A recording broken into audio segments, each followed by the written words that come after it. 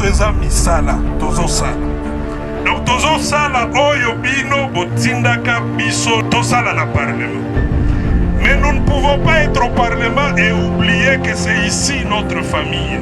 Source na biso eza nde bino. Boyete? Oui.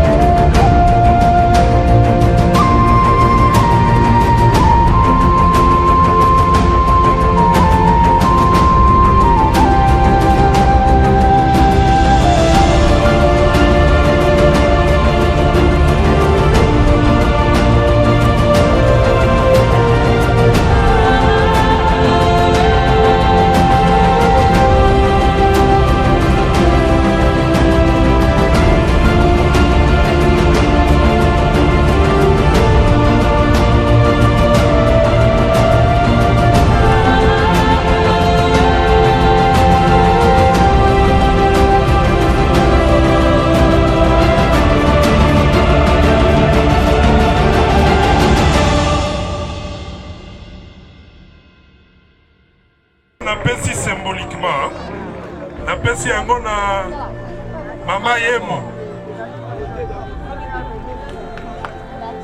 Oya mi baledi. Parce qu'il faut, est-ce que bomona ki ototiaka liboso? Na oyo eza différent. Voilà, cela veut dire au-delà de tout, naza pe na souci to améliorer boete. Eza boye honorable. Lelo kotia boye boni nono. Donc oyo napesi pona Kindele. Merci. Président Kindele fongola miso ye wana sur lampadaire maboko makasi pona bino oko. Je réponds au nom de Didier Lungeki. Rien ne sera.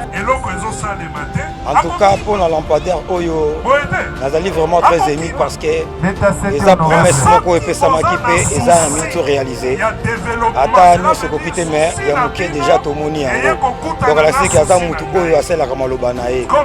Ce qui a tout à la Malobate, mais Oyo a moqué au Pétomoni en côté. En tout cas, les alliés seront cassés pour la population parce que vu la lumière, qui continue sa population, la ministre Oyo, point qui moins insécurisé, lumière est commis, nous avons déambuler tranquillement. Puis au moment où on va te calmer, calmement, ici en tout cas, nous avons souhaité vraiment la bonne chance et puis nous avons appelé longue vie. Pour continuer comme ça, la promesse pour la population. Pour moi, c'est la joie. Joie intense, joie vraiment extraordinaire.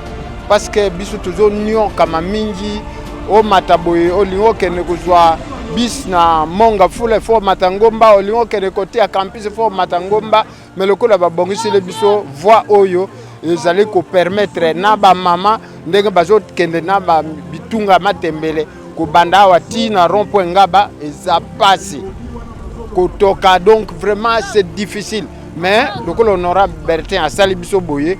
Vraiment, nous avons simba motema na ye pour continuer musala oyo ba mituga yaka etika kabiso na rond-point ngaba et ça la biso bien.